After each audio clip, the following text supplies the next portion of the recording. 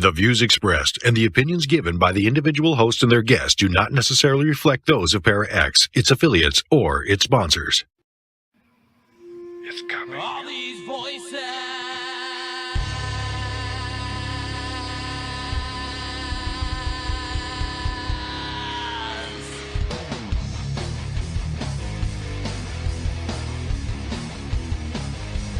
All these voices. All these things you can't explain. All these painful memories.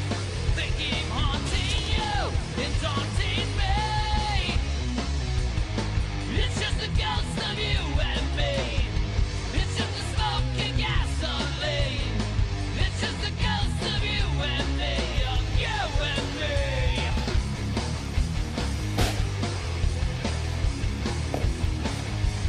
All these whispers. My name is James Hershey. In the rain. Right back. All these shadows in my mind. With my reflection I can't find. It's just a ghost of you and me. It's just a smoking gasoline. It's just a I know how to ghost do it. of you and me. Of you and me. Don't let 'em take you away. Don't let 'em bring you down inside. It's just the mirrors in your mind. Don't let 'em bring you down.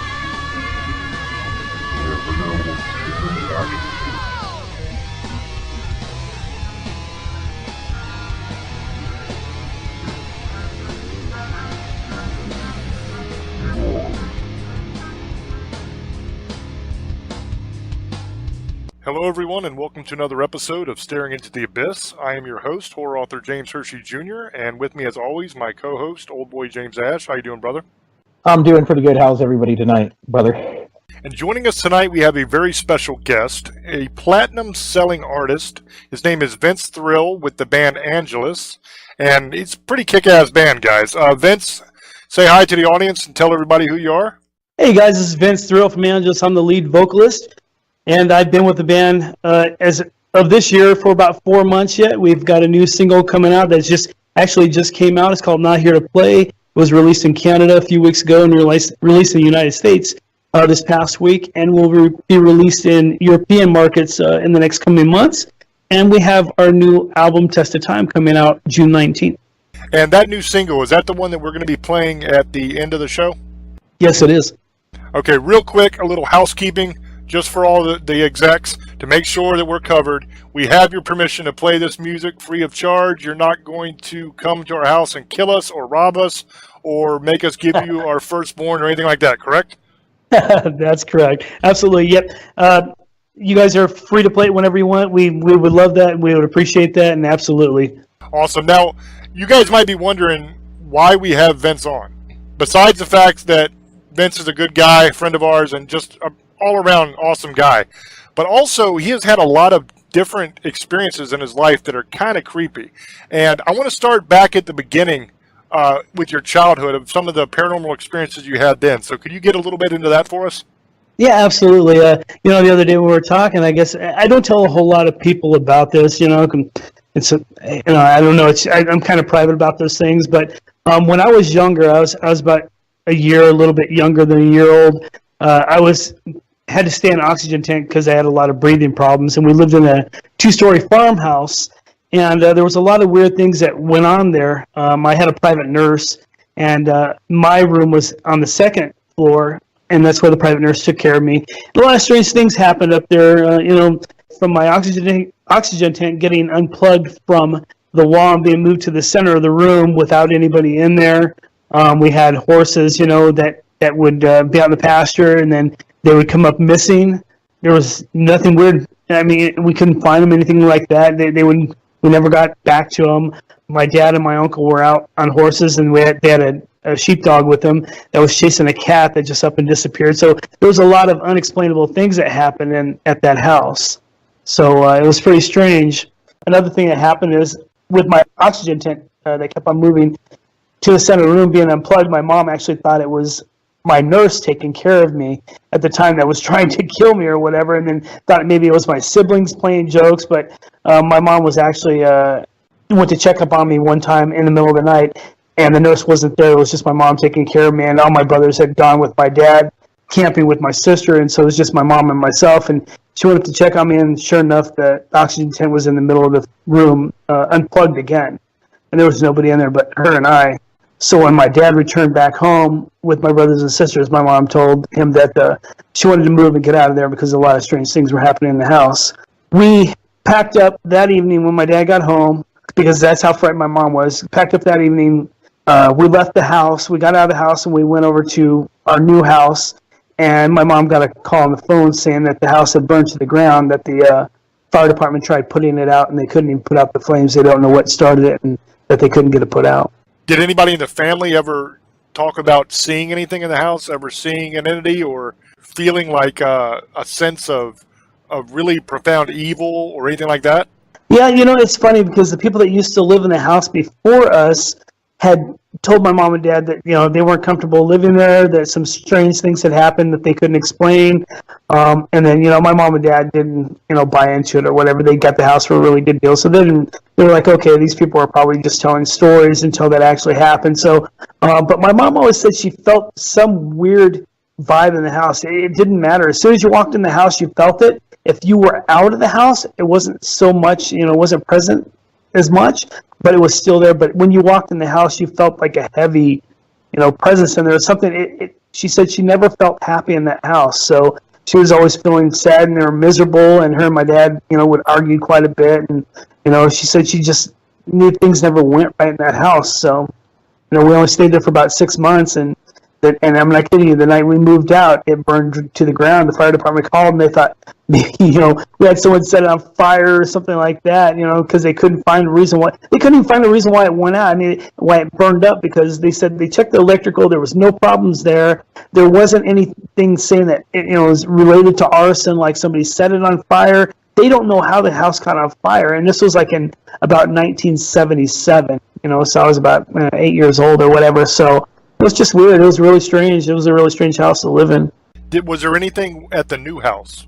So in other words, once you left that house and went to the new house, did whatever was there follow you, or was it just at the original house?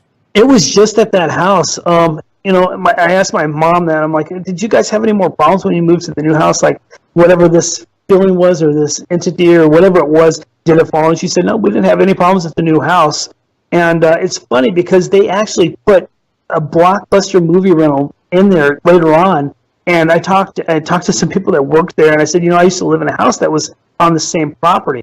I said, have you guys ever experienced anything inside the Blockbuster? And they said all the time, like the lights would go out for no reason, like the doors wouldn't. They would think that the doors were like the lock was stuck, so they would go and try and bust the door open, and then finally the lock would just like unlock. So they said, yeah, a lot of weird things happen in there. Like people saw people walking around in the back storage room area and stuff. And I'm like, this house, I believe it probably was haunted. And whatever it is, it didn't matter that the house burned down to the ground. Whatever the entity or whatever it was that was there is still there on that property. Where was this house at? What state was it? 43rd Avenue, McDowell in Arizona. Mm-hmm. It was Arizona. So how, was this house like older, like hundreds of years old? Because you said a ranch house or a country house kind of, or what was it, a farmhouse or something like that? Yeah, it was a farmhouse. It was built in the early 1900s. And so I'm sure it saw a lot of different people moving in and out of it. It was old. It was an old house. And, I don't know exactly how old it was. I'm sure it was the early 1900s that it was built, though, because it was one of the first houses ever in that area. See, to me, it seems like it's not a normal entity that was there that is haunting the house. So it wouldn't be like a person that died in the house or something, I wouldn't think. It sounds more to me like it is something that's haunting the land. I wonder if it wasn't built on top of a graveyard or a burial area or some sacred Native American site or something like that. Or maybe it's just one of those spots. There's certain spots where the veil is a lot thinner than in other areas, to where it's easier for things to cross over from the spirit realm into our realm. I know that sounds nuts, but it's 100% true. And maybe that is one of those spots where things can just come over easier. But to me, it doesn't sound like a normal haunting. It sounds like you were dealing with something that's actually haunting that land, that bit of area there. Yeah, and I would, I haven't been back there in about probably 20 years, but I've always thought, man, I would like to go back there and talk to the people that are currently there. It's businesses that are there now on that land, and just see if they've ever had anything weird or strange happen there, because this was back when in the 80s when I went over to the Blockbuster that was there, and I said, hey, have you guys ever experienced this? Because I used to live here.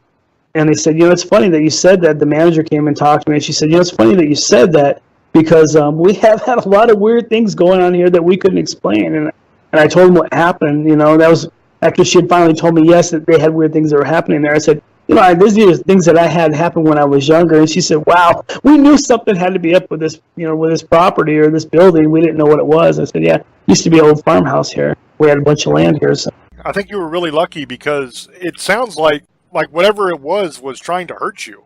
Because, it's moving your oxygen tent. It burned the house down after you guys left. It sounds like you really got lucky and moved in time before something really horrible happened. Yeah, and it's funny, too, because that night when my dad got home with my siblings, my mom was like, we have to get out of here. We have to get out of this house. And I went upstairs, and Vince was moved to the center of the room again. I can't keep doing this. He's going to end up dying because there's no oxygen running to his tent anymore. And so we have to move, and my dad agreed, and he said, let's get out of here. And I think something pushed them to that brink of wanting to move that night. People just don't move out of a house in one night, but my parents actually did. They moved, and they even left some of their stuff there, stuff they didn't want to move, because that's how scared they were of being in that house anymore. Yeah, fear is a hell of a motivator. I'll tell you that. It is. Yeah, absolutely.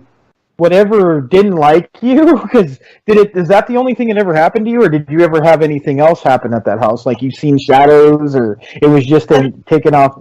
I was just a baby, so I didn't know, you're less than a year old, so I don't remember that. I asked my brothers and sisters. I have siblings that are older than me. I have a brother that's about 6 years older than me, and I asked him if anything ever happened that he remembers, and he said just like some of his toys would, he'd put them somewhere else and they would end up somewhere else, you know what I mean? He said that's all he could remember, but he thought my sister or my other siblings were hiding them from him. But who knows? I don't know exactly, how that all went down. So could they have done that? Yes. Could they have been moved by an entity? I guess so too. So I guess we'll never know. Yeah, some types of entities will do that kind of stuff. There's multiple different kinds of entities. You have your residual hauntings, which is basically just like a recording of an event that happened. You find those a lot of times at battlefields and places like that, where something traumatic has occurred and it's created so much energy, so much negative psychic energy that scene replays itself over and over and over again. So they're not aware of you. You can't interact with them. It just happens over and over. You also find that a lot of times with like the phantom footsteps that people hear in haunted places, where you'll hear somebody walking across the ceiling or something. A lot of that is residual hauntings as well. Then you have like an intelligent haunting. You have multiple kinds of that. You have the kind that used to be a person, and that kind of goes along with the personality of the person. So if the person was a good person, then usually it's a rather mild haunting. You don't have a whole lot of problems. If the guy was a real cruel and evil kind of person, then you have a much bigger problem. You'll see a lot of times things getting moved around and stuff like that with that kind of haunting. You also have what they call poltergeist hauntings, which sometimes can be a spiritual thing, but most times what a poltergeist haunting is actually a person inside the home, a live person. Usually it's either a teenage or a adolescent girl who is doing this stuff through telekinesis and doesn't even realize it sometimes. That's like the leading theory now on what poltergeist activity is. And then you have demonic entities, which are intelligent hauntings that you can interact with, and they are always bad. They're the ones that are going to try to kill you, that are going to scratch you and poke you and push you and pull your hair and, in your case, burn your house down. That's that kind of. So I think that's kind of what you might have been dealing with there, is either a very bad intelligent haunting, or quite possibly a demonic haunting of the land there. So it's a good thing you got out. You also were telling us about a thing that happened when you guys played the whiskey not too long ago. You want to share that with the audience, because that was really interesting. Yeah, we were actually we played the Whiskey a week or two ago, something like that. And back in the green room, I was sitting there with my wife and we were talking, and I saw like a shadow, not even a shadow. It was almost like a full-figured person. It kind of looked like a person walked by, and I said, "Man," I told my wife, "said, I would have swore that River Phoenix just walked by." She goes, "You know what? River Phoenix is not here anymore." I said, I know he's not here anymore, but I'm just saying I thought I saw someone who looked like him walk by the door, and there's several different green rooms there that are grouped together. And so I said, she goes, "Yeah, but he died not too long." I go, a while back, and I go, "Yeah, I know he died." Not even 2 minutes after I said that, someone walks in the door, and this person is Joaquin Phoenix, River Phoenix's brother. The chills ran right up my spine, all the way up to my back, and I was like, okay. And I said, "Hey, Joaquin, how's it going?" He goes, "Oh, pretty good, Vince." And I didn't want to say to him, "Hey, I think I just saw your brother walk by," but it was very, very strange. And then, he left and went into Stephen Piercy's room. But I told my wife, and she goes, "You were just saying you saw River there, and now Joaquin walks in. How strange is that?" I said, "It's very, very strange." So we went around the corner just to make sure, and I went in the other green room just to make sure there was nobody else in there, because the other band that was in the green room next to us was down on stage playing. So I thought maybe it was one of their stage hands that might have went over there. That kind of resembled them. There was nobody in this other green room. There was no place for anybody else to go. It was the last green room, so there was no way this person could have left. And like I said, I don't know for sure if it was River Phoenix, but it sure looked like him. And then for his brother to walk in 2 minutes later was something else. It was pretty scary, to be honest with you. Yeah, he died at the Viper Room, correct? He did die at the Viper Room, yeah. And so, but he also frequented the Whiskey. He was backstage a lot of times with the bands at the Whiskey, so it was another place that he frequented all the time. And so I was like, well, maybe, just because he died at the Viper Room, I guess, doesn't mean that he couldn't visit the Whiskey, in the afterlife or whatever. But it was just strange that I could have swore I seen him, and then 2 minutes, not even 2 minutes later, his brother walks into the room. So it was very, very strange. Well, if he spent a lot of time at the Whiskey and was comfortable there, then it's possible he could be haunting that location. But also, the thing that's interesting to me about this is, what if he is attached to his brother? Yeah, that's very, very strange. Like I said, I wanted to say something to Joaquin, and I asked my wife, I said, would that have been out of place? She said, yeah, absolutely, that would have been out of place. So I didn't say anything. I was glad I didn't say anything to him. Did I want to? And will I? Absolutely. Next time I see him, I'm just going to say, hey, Joaquin, I think I seen your brother last time I was here at the Whiskey. Maybe he has seen him there, or maybe other people have seen River Phoenix in the green room area.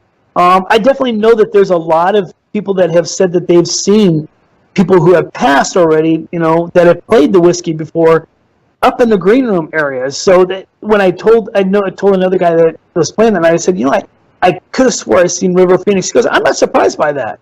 He goes, Vince, I'm not surprised by that at all. He goes, there are a lot of stars, that have played here before that come back to these green rooms for some reason. He goes, I've seen them before myself, and other people have seen other people that have passed walking around up here. And I said, that gave me the EBGBs, man. I was like, okay, I'm not too sure. I just want to hang up, because a lot of times I like to just hang out backstage in the green room by myself and collect my thoughts before I go on stage or whatever. And now I'm kind of nervous to do that at the Whiskey, because I think it probably is haunted. I've been to the Whiskey, and I'm going to be honest, I went and seen a band about a year and a half ago there. Because I live in California. I live about an hour and 20 minutes away from Hollywood, hour and 30 with traffic. The Whiskey, when I was there, it felt like something was watching me. Because I get that anyway. But it felt like something the whole night was watching me, and I could see shadows sometimes in the back rooms and stuff like that. I just had a feeling something was watching me. So you probably did see him. So that's not a surprise, especially he was there. He could have been, he said he goes there, he went there frequently. It's imprinted there. So that could have been that, or it's attached to Phoenix. Because I was going to say that before James did. And so he's attached to Phoenix some way. His brother, Joaquin. But I have been to the Whiskey, and I have felt weird things too, because I know is that the first time you ever been there, Vince? It is, yeah. It's the first time I've ever been there, and we have another show there in December with Quiet Riot, but I'm kind of nervous. I mean, I definitely told my wife and my other band members, don't leave me alone there, please, I mean, not that I'm scared, and, I don't know what people could do to you in the afterlife, but I was nervous being back there after that happened. I didn't want to be by myself. I just had a feeling like it was a scary feeling. thinking that you've seen something, and then knowing that this person is attached to came up to you 2 minutes later it was just a little unsettling. Yeah, it can be dangerous sometimes. I mean, your normal ghost isn't going to do too much to you, but depending on what it's there, I mean, demonic entities can really mess you up. They can follow you. They can attach themselves to you. They can jump from you to your family members. They can do all kinds of horrible stuff. And shadow people, if you're dealing with one of those, I mean, there's a bunch of different types of shadow people, but there are some that have been known to actually get into people's minds and force them to commit suicide. There was a case we were talking about on another show one time about shadow people where they were actually getting into these people's minds down at this spot by the river and causing them to walk into the river and drown themselves. And nobody could figure out why there were all these dozens and dozens of people that kept walking into the river and drowning themselves over time. And it turns out that's what it was. I mean, so it can be dangerous, but it all depends on what you're dealing with. It sounds to me like stuff there is either residual or it's just people that enjoyed that spot in life, so they've come there in the afterlife. So I don't think you should have too much to worry about at the Whiskey. I wonder if anybody's ever done any investigations there. I don't know. I haven't heard of it before, but I think somebody should, because I think they'd probably find out a lot more about the Whiskey than just music. You know, I really believe that these people are somehow still attached to the Whiskey because, you know, that place is a very iconic. I mean, it's a very iconic building. It's had thousands of rock stars and musicians come through there and play that place. And when you play there, I can't even explain to you guys the feeling that you get when you play there. It's like you step into another dimension almost. You know what I mean? It's like it's not the normal pub. And maybe it's just because it's had so many famous musicians in there that you don't get the feeling. Like, I played hundreds and hundreds of venues and never had the certain feeling that you get when you play the Whiskey. And I don't know maybe it's just the nostalgia of it, or maybe it's just because, you know, I know that a lot of famous people have played there. So I don't know what it is, but it's definitely a different vibe than you get from any other venue. It's Hollywood altogether. So, I mean, I don't know if you noticed when you were walking around Hollywood that you get a vibe because there's so many people who've gone through there, and you also get a sadness because I go to Hollywood a lot. Absolutely. And I've been to the Whiskey, and I've been to the Viper Room. I've been to Bar Sinister. I've been to Borders. I've been to there's all kinds of stuff that I have been there, and you get a sadness, and you get a feeling like people like. If you probably walked around when you were there in Hollywood, you see the crazy people there. They lost their dreams there, so you feel a lot of dread anyway in Hollywood because a lot of people lost their souls pretty much there. And especially when I went to Whiskey, it felt it was a great place, and you're right, it's different than anything else because it's different. It's just a great place. I liked it, but you feel a sense of sadness, and you like it because there's probably stuff that's happened throughout the years, especially in LA, because LA is just Hollywood's just a crazy place altogether. But I know what you're talking about, Vince. Yeah, you're right, old boy. I mean, I've never experienced that before. And like I said, I played hundreds of venues. I've never experienced the feeling that I get when even walking into the Whiskey. But once you're on that stage, it's a totally different feeling. I don't know how to explain it, but it's like you're not yourself anymore. You become somebody else. Even if you're yourself, you think you're yourself, really you're not yourself, you become somebody else. And I don't know how to explain that. And maybe that just happened to me. I don't think so. I think that probably happens to a lot of people. They just don't mention it. But it's definitely a different feeling. I love the place, but you're right, too, about the sadness effect of it, too. It's like a lot of hopes and dreams. I think maybe it's the hopes and dreams that have died there. A lot of bands thinking they're going to make it, you know, and they play the Whiskey, and, you know, they're like, okay, we finally made it. And then their dreams get crushed because they don't make it. So maybe that's the sorrow that you feel when you're there, and the sorrow. There's a lot of drugs that have ran through that place, and a lot of people have died there. So, you know, over the years, I mean, it's been open 50 years or something like that. So, you know, over the years, people have died there. So that could be the sorrow and sadness that you're feeling there too. See, the whole world is energy, and people don't realize, I think, how powerful energy is. And how powerful human emotion is. I mean, a lot of this stuff with a lot of different hauntings is run off of the energy from emotions from the past.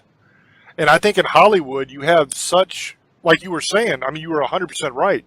So many people have had their dreams destroyed there. So many people have died there. So much bad has happened there. All that negativity, all that negative energy lingers. You'll have some of that effect on you when you're in that area as well. You'll feel it. It'll kind of make the hairs on your arm stand up, the hairs on the back of your neck stand up a little bit. You'll feel it. It's almost like you can reach out and touch it. Like it's a substantial thing, that energy that you'll feel. But also, it will fuel a lot of paranormal activity as well, a lot of hauntings and stuff, because of all that excess energy.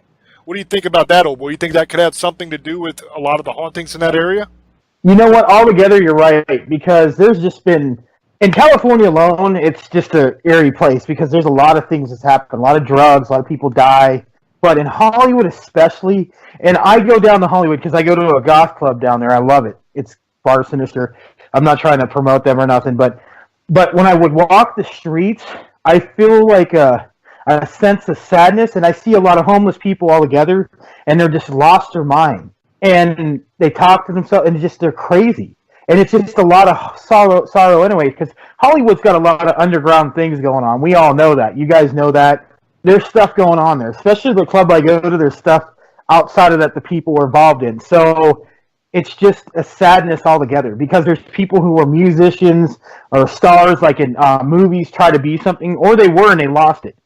Look at some of the most famous people that were in the 80s and 90s. Now you don't even hear about them anymore. So it just happens, and it's like a curse too. Like some of these old stars that you see them that still try to be something they weren't, and it's sad because I love their old movies and stuff. But it seems like everybody in Hollywood are still just trying for that one more shot or get that shot, and I just feel like this sense of dread and sadness all over the place. It's just not just there because it's just so famous. There's so many people there. There's so many actors were there, and look at all the stuff that's happened with actors that's died there, like suicides, killings.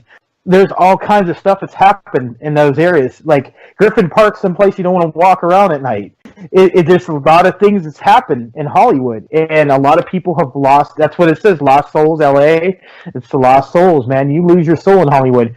You know, you could come out, like Vince was saying, you could play the whiskey, you could play every room out there, you could actually have a hit song, and 2 years later you could be living on the street begging for change in Hollywood. It happens like that. That's how crazy it is, guys. And there's a lot of ghost and demonic stuff that happens in Hollywood altogether, and they're under the scenes of Hollywood altogether with movies. We all know that. Just Hollywood altogether is just a sad, when you sit there for a while, you'll feel a bad dread.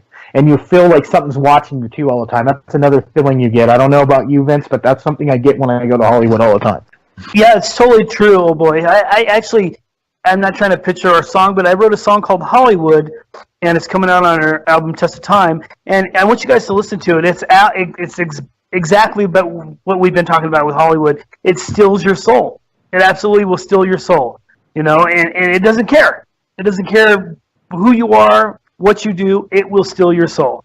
It will get you, no matter how long it takes. It will find a way to get you. Hollywood.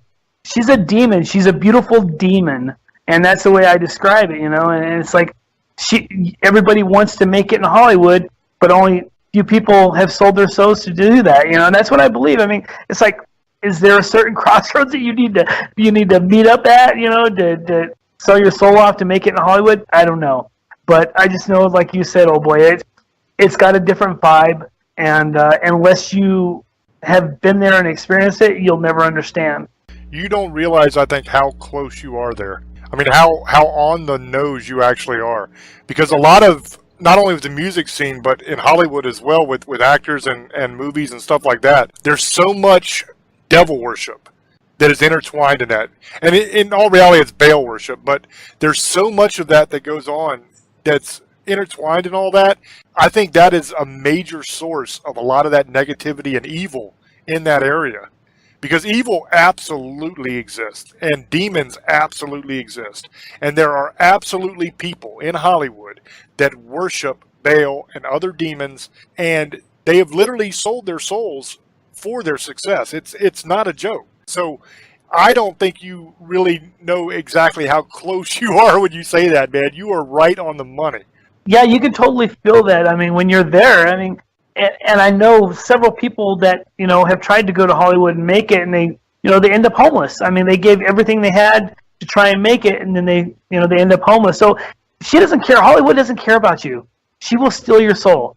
LA doesn't care about you. It will steal your soul. If you think you're going to make it, chances are you're one in a million other people that think they're going to make it. And Hollywood doesn't care if you make it or not. It's going to grab your soul. That's the bottom line. And you got to be a different kind of person anyway to deal with LA altogether, California.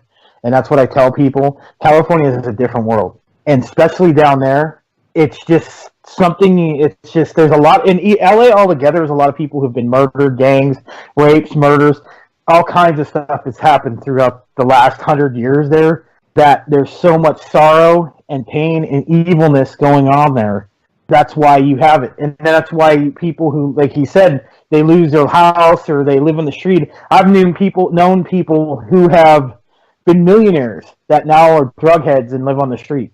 That's how it goes, especially when the economy collapsed back in 2008 and 2007. I knew people had $1 million houses. Now they're barely making it. And it happens in Hollywood. I knew somebody like that. He was actually a coming-up singer. He ended up, I seen him, he's dead now. He overdosed on drugs. And because he just couldn't handle Hollywood's lifestyle. Hollywood has a lot of darkness in it. A lot of underground stuff goes on there. A lot of behind the scenes, like James said. A lot of secret societies we don't want to get into, and groups, and stuff goes on there. And sometimes you cross the wrong people, or sometimes you get into the wrong things or wrong drugs, and you end up on the street, like Vince said. The good news is all of this will be coming to an end soon. You've all heard about the Mayan calendar, and the world was supposed to end in 2012 and all that stuff. But where that comes from is a misunderstanding of what the Mayan calendar was and what it meant. People thought that it meant that the world was going to end in 2012, but it wasn't the end of the world. It was the end of an age. If you go back and you actually study their culture and their writings, it was not the end of the world they were prophesying. It was the end of an age. And it was the beginning, the dawn of a new age. And this new age, all those old things are going to fall away. So all of this Baal worship and all of this demonic evil activity that's going on and all the negativity and the hate and all this stuff that's happening now, it's like it's coming to a head. It's getting ready to just burst and go away. And you're going to see that, I would say, and I'm no prophet, but I would say within the next year, definitely, you're going to see some major changes. I would say, honestly, my gut feeling, within the next month, we are going to see some unbelievably earth-shattering stuff that's going to take place, where people that are just high and mighty are going to fall. It's going to be insanity. But that's what's going to happen. So we're talking about this stuff now, and we have to be kind of careful, but it won't be going on for too much longer. Before too long, there's going to be a whole new age. And it's going to, and I think it's going to be a beautiful thing. You know, I think there's going to be a lot of pain to go through first, but I think it's going to be a beautiful thing, and we're going to have a much better world. Well, it can't stay evil forever, because you got to look at it. It has to balance itself out, because right now the world's so evil with everything, with killing ghosts, demons. You see this stuff on TV, all this crazy stuff. It's just it's getting to a platform of everywhere. It's just going to burst like a big bubble of all this energy, and there's more bad stuff than good. So it's like totally off balance altogether. So it's going to rebalance itself. So I mean, it's just getting to the point where it's just the world's just getting so evil. You wouldn't even imagine some of the stuff that's going on, and it's going on. So I'm not surprised you see stuff like that. I'm surprised you don't see demons inside the whiskey, and there probably is, because like you said, there's people who died, drugs, a lot of stuff has happened throughout the years there. So you should be fine. It's not that bad. I've been there. I didn't feel nothing that bad there. So I just feel a sadness there. And I'll probably go see you guys in December, because I like Quiet Riot, and your band's awesome too. So I'm gonna go see you guys. So try to. Awesome, that'd be cool. Definitely have to bring you back to the green room area, and so you can check it out. But I'm telling you, it's I wish somebody would do an investigation over there. I think that would be very, very cool. I think they would probably find some things that nobody ever knew was happening back there, or maybe has been happening for several years, but nothing's ever been done about it. and maybe they don't want anything to be done about it. I mean, maybe adds to the nostalgia of the place. Before we went on the air, you were teasing about a experience you had with Vince Neil when you met him. I'm anxious to hear about this, not to change the subject too much, but I'm interested to hear this story. So can you go ahead and share that with the audience? Yeah, sure. I don't know. It's probably been about 8 years ago. Vince had a place called Feel Goods out in Las Vegas, and he had this place for a while. And his son was actually fronting a Motley Crue tribute band back there, and a friend of mine was the guitarist for that band. And he invited me to come out and sing a couple of songs with the band. And so he wanted Vince to hear what I sounded like, because he couldn't believe how close my vocals was to Vince. And so I said, okay. So I jumped on my Harley, headed out there, and I got there. And so he said, hey, would you come up and do a couple songs? I said, sure, And so I got up and did Kickstart My Heart and Knock 'Em Dead. Vince was out in the audience. He was with his girlfriend or his wife. I don't remember who it was at that time, but he was out there with her, and his son was actually, got off stage and went down with them too. And I got up there and I started singing Kickstart My Heart, and I got through that one. Then I think we did Knock 'Em Dead or something like that. And I got done and I went off stage and I saw Vince headed up to the soundboard, and he was talking to the sound man. He said, hey, why would you let him run backing vocals and perform my songs? He's like, Vince, those weren't backing vocals. This is actually a guy singing, It's him singing those songs. And he said, no, those are my tracks. He said, no, those aren't tracks. This is this guy singing. And that's when the guitarist tried to say, hey, Vince, no, this is this guy actually singing. He sounds like you. And Vince was just taken aback. Man, he said, wow, dude, I've never heard anybody ever sound like me like that before. It's pretty incredible. So made me feel pretty good about myself, But at the same time, I was like, man, he thought I was using backing tracks. I would never do that. I wouldn't want to dishonor him like that. So it was kind of cool. It's kind of cool because, like, when I watch videos of you on stage, and when I've heard some of your music, and when I hear you sing, that's exactly who I think of, is Vince Neil. That's who it reminds me of when you sing, and it's just kind of cool to hear that.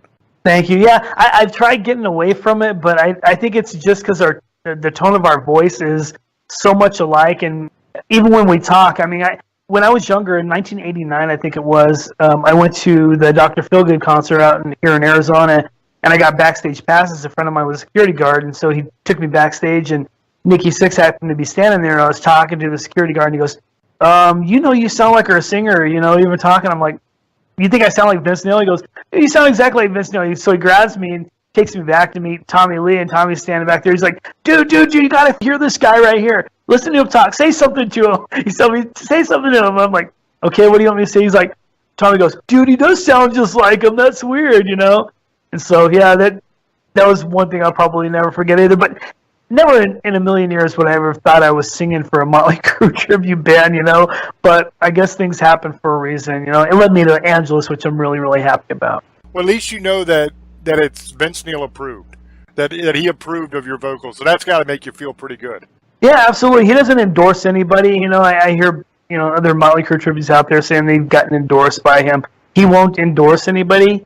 He might say it to your face, but he's definitely not going to put it on social media, and he won't say anything about it. He's pretty private about that stuff. So they were incredible, man. They almost, lasted 40 years, which is really, really great. So, but, he's one of the guys I idolize, because he lasted so long. I mean, Crue stayed together a lot longer than any bands have before. And, Vince even left for a little time, and Corabi came in and did it. But, and then Tommy was out for a little bit. But they all stuck together at the very end when it mattered most, gave the fans the very last shows, they were pretty awesome. So I appreciate them for that. What are your goals in music? What do you hope to accomplish? Are you satisfied with just doing what you're doing now with the band, or do you look to do other projects in the future, or do you have like some ultimate goal to reach? That's a great question. Right now, my ultimate goal with Angelus is to just produce the best music we possibly can. It was funny when Old Boy and I were talking earlier, he's like, yeah, the music's not so good anymore. I said, you're right. It's, the music out there kind of sucks. So we're trying to get people to love rock and roll music again. So I think I kind of put myself with little stepping stones. What do I want to do next? My next thing to do is push our album. I think it's going to do well test of time. Hopefully we have lasted the test of time, and that's what this album is about. Can we bring the music back to where it needs to be again? I don't know. We're going to hope that that's going to happen. The music on the album is great. I love it. But we don't know if it's lasted the test of time. I guess our fans will be able to tell us. But my long-term goals are to just keep pushing this album. I'll be with Angelus for who knows how long, forever, I think. But I also plan on putting out a solo album. I was supposed to release it earlier this year, but then I got signed with Angelus, and so I kind of put that off to the side. But definitely there will be a solo album coming out either later this year or beginning next year. So are you planning on doing like a solo project and Angelus at the same time? Yeah, the solo project, I won't be doing any touring or any booking to support it. It will basically just be an album sales. So, but as far as Angelus goes, that will all be touring and booking stuff. I don't want to push my solo stuff over the top of Angelus. That's my number one priority. But my solo stuff too, I don't want to, I've been waiting to put out a solo album, I don't know, probably 10 years now. And I kept on promising a very good friend of mine, I'm sure you guys know him, Justin Cool, that I would put out the solo album. He loves the stuff that I've done already on it, and he keeps pushing me to push it, get it out there. And so I keep telling him, I'm going to bring it out, but then something always happens. So I think things happen for a reason, and I'm okay to push the album off for a little while. So maybe later this year, like I said, or beginning next year, I'll have my solo album come out. Yeah, big shout out to Justin. For the audience that doesn't know, Justin Cool is a friend of the show and a friend of ours. Who he's like, I don't know how to explain. He's like the Terminator. He goes above and beyond, and once he sets his mind on something or decides he's going to promote something or try to make something happen, he just goes and goes and goes and never stops. It's really incredible to watch. But this next question I'm going to ask you is for Justin. Okay, he didn't ask me to ask it, but I know Justin, and I know this is the kind of question he's going to love. So here it is. If you could put together a band with anybody, past or present, from music, no matter how big, how small, what would be your dream lineup? That's a great question, Justin. I would say on guitar would be probably, oh gosh, I have a couple guitars. If I was going to put a 5-piece together, this is who would be, Justin. A 5-piece would be myself as vocalist, of course, and then I would have either KK Downing on guitar and Del Lytle, my current guitarist, or Del Lytle and Mick Mars. And then for bass, of course, Nikki Sixx. He's my favorite bass player of all time. And then on drums, I would probably have Zoltan Chaney. That's a strong lineup. That's a nice lineup. Yeah, I think that band could work very well. I don't know if you guys are very familiar with Zoltan, but he's Vince Neil's current drummer. Nikki Sixx is my very favorite bass player. Neil Peart is great on drums too, but Zoltan Chaney's got to be my favorite. Yeah, I like Neil Peart a lot as well. I think he's a very solid drummer. Amazing timing. Yeah, absolutely. Yeah, I want to give a shout out to Justin too. Thanks for getting this all set up. He's the one that got this pretty much. He told us that Vince wanted to do an interview, so he helped us get Vince on here. So I want to thank you, Justin. And we all love horror movies as well. I'm a horror author. That's what I do for a living, is write scary books. But we're all big fans of horror movies and stuff. Are you a fan of horror movies? And if you are, what are some of your favorites? I knew you were going to go there. That's cool because Justin always asked me, when we first met, he's like, yeah, I really love horror movies. Do you like horror movies? I said, yeah, absolutely I do. And my favorite horror movies are all the Hellraiser movies. Absolutely, without a doubt. That's my very favorite, are the Hellraiser movies. But running a close second are all the Nightmare on Elm Street ones. Freddy Krueger is like my second favorite horror guy. So yeah, definitely. Yeah, I love the Nightmare series, man. That's actually one of the first horror movies I ever saw when I was a kid, was the original Nightmare on Elm Street. And it's funny because I went with a group of my friends, and we all went in, and some of these kids were like watching the movie through their hands. Another one took their coat and completely covered their head like partway through because they were just too freaked out. And I'm just sitting there staring, transfixed on the screen, mouth open, just in awe. I can't believe what I'm watching. It's the greatest thing ever, and I've been hooked ever since. Oh yeah.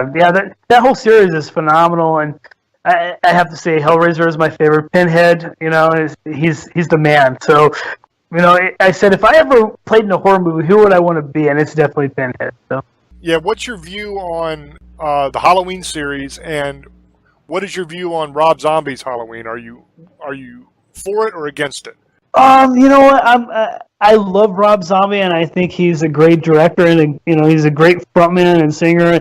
But I'm against it. I gotta say I'm against it. I like the original Halloween series, and so I'm tried and true to the old stuff.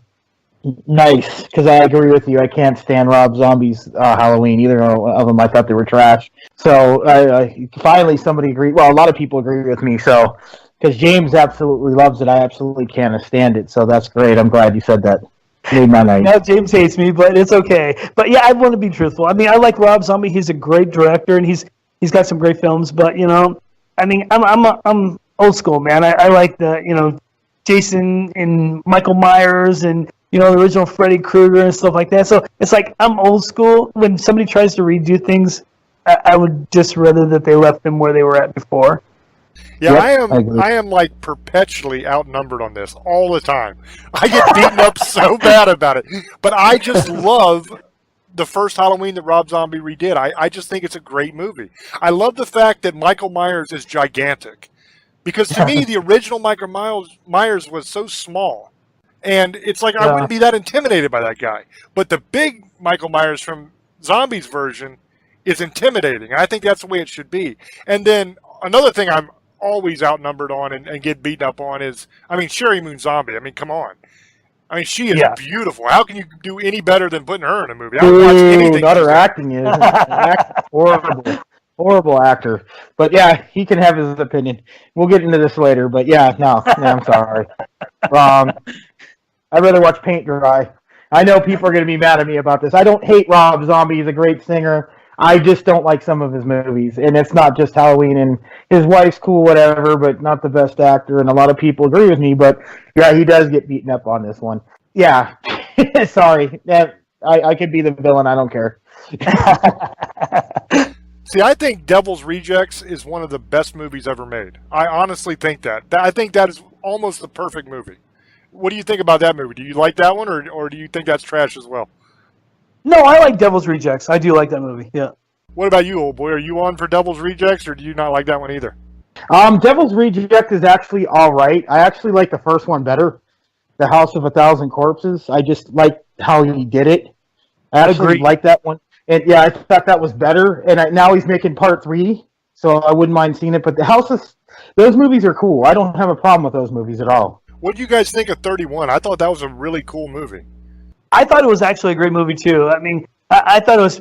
I expected maybe a little bit more out of it, but it was a good movie. I liked it. It was a good movie. I actually liked 31. I didn't like what's that one, Salem Witch? Oh God, that was just bad. But yeah, I like 31. I thought 31 was a cool movie. Yeah, I was relieved with 31 because after that last one, Lords of Salem or whatever it was called, I was so excited to see it, and then I was kind of like, what the hell am I watching? And then 31 came out, and I thought that was really, really awesome. So we got like about 10 minutes left, give or take. So, Vince, is there anything you want to talk about? You want to promote different dates you have coming up or anything like that?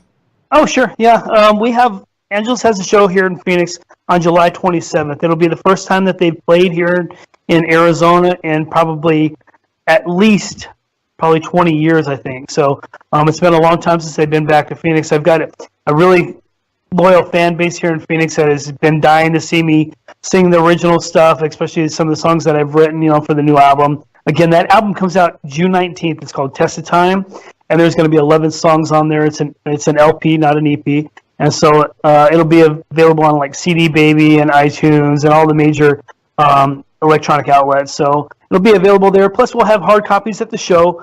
We'll have also merchandise there, shirts and all kinds of stuff there for sale too. So things are going great. I'm really, really happy with Angelus. Like I said, I've only been with them for about 4 months now, going on 4 months, and we're just out there, kicking ass and taking names. So we're doing really, really good. And without shows like you guys have, that I don't even know how else we would get ourselves out there, because there's with the major networks, you have to pay tons and tons of money to do that. So when you guys invite people like myself on your show, Staring Into the Abyss, I really appreciate that. And I don't know if you guys realize how much myself and Angelus respect you and your show and what you do. So thank you. We appreciate that, brother. And just to let you know, man, we love you guys. And we're going to have you back again. and we'll talk about all kinds of cool stuff. Because one thing we like to do, we do it with Marcus all the time. We'll bring him on. He's a director. He's directed American Guinea Pig movies and 100 Tears and a bunch of different movies. And we'll bring him on, and we'll just talk about like Hollow Earth or Flat Earth or something like that. Completely has nothing to do with his movies. And then like right at the end, I'll say, "Oh yeah, plug your new movie or something." It's kind of fun. So we'll definitely have you back, man. But yeah, no problem at all, man. We think a lot of you guys. We really do. And you're always welcome, brother. Thank you very much. And next time we talk, I'll have to tell you guys about the wild party I had at my house with a Ouija board. That was pretty interesting. Well, I'll make it short and sweet if you guys want. I had a party at my house, invited about 15 friends over, and one of the people that I didn't know actually brought a Ouija board with them, and they started playing it in another room in my house. And somebody had asked a question. One of my friends that was there that was not operating, the planchette. There was two people using the planchette. Had asked, he said, "Hey, what happened to Vince?" And he's really one of my best friends. He's the only one that knew about it. And said, "Hey, what happened to Vince when he was little?" And I kid you guys not, I was standing there in the doorway and I watched it, and it said, "House burned to ground." These two people that had their fingers on that planchette knew nothing about me. They didn't know who I was. Didn't know anything about my childhood. Didn't even know really who my friend was that had asked the question. Immediately at that point, I asked them to please remove that board from my house and to leave. And I wasn't trying to be a jerk or nothing like that, but when things like that happen, it scared the living crap out of me. So I said, you know what, I think everybody needs to leave. I was terrified, man, that something could come through a Ouija board like that that these two people knew nothing about me, and it was able to spell out something that that I've not told a whole lot of people. But yeah, I never had a party at my house again after that. So it was pretty creepy. Yeah, or even worse, it could have invited that same entity that burnt the house down in the first place into your new home. Yeah, and I always wondered too if maybe that entity had followed me and it was the one that came through on the board or whatever it was. But because those were bad memories for me, I almost died, So I was like, that's not funny. That's not a joke. And I don't know, these two people. And I even asked the friend of mine who brought these two other people with him. I said, you know what? You don't know anything about my childhood. How would you know that? He goes, "Vince, I didn't know that." He goes, "I'm really sorry." And he goes, "I could see how much it has, affected you." He goes, "I'm really sorry that they did that, And he goes, I promise this will never happen again." And I said, it's nothing for nothing, but nobody knew that except for the one friend who asked that question. And he said, he came to me later and he's like, "Vince, I'm so sorry, brother. I didn't mean that, bring up old memories like that." And he goes, "I just wanted to see how legit these things really were." And I said, "Yeah, dude, I don't tell anybody about that story. I've never told anybody else besides being on your show. My immediate family knows about it, and extremely, very close friends know about it, but nobody else knew about it. So when it actually spelled out house burned to ground, it totally put me in a very emotional state, Yeah, I can imagine. We're almost out of time, so if you want to go ahead and give any shout-outs or anything like that you want to give, brother? Sure, yeah. Just Justin Cool, man, and Amanda Cool. They're great people, and without him being friends with you guys, I probably wouldn't be on the show right now. And I want to give thanks to both you and Old Boy, and tell you guys thanks again, man, for everything you do. I know your show is, based upon the paranormal and things that happen, and that unexplainable. But to have me on your show, man, it was really cool. I've enjoyed myself. I had a great time, and just want to give you guys much props for what you do. I think it's awesome. Yeah, thank you, Vince Thrill, and thank you and Platinum Selling Angelus. We forgot to throw that in there. I love you on here. I'm glad. Hope we have you on again, and you can explain more stories about more of that story so we have more time. But yeah, thank you for being on, brother. Thank you, Justin Cool, for helping us get him on, and thank you to all our listeners, 28, 29 countries, whatever it is, all over the world, over Facebook. Check us out if you want to listen to this show on ParaX. Sunday night at midnight Eastern or 9 Pacific. And also remember, you can follow us on YouTube. Just subscribe to James Hersey's YouTube page. You'll see him, the big bald guy. He'll explain everything else in a minute. I love you guys. Have a good night. Misfits, Sugar Ladies, and Demon Hunters. I love you, and blessed be. The YouTube channel is youtube.com/James Hershey Jr. We also have a merchandise store. It's teespring.com/store/staring into the abyss. I want to thank Vince for coming on. I wish you all the luck in the world, brother, with the new album, and much, much success in the future. We love you. You're always welcome. And thanks, everybody, for listening. This has been a different show, but I think it's been a really fun show. I really enjoyed myself as well. And until we speak to you guys again, love many, trust few, and do harm to none. God loves you, and so do we. Bye-bye. Ladies and gentlemen, this is Not Here to Play by Angelus.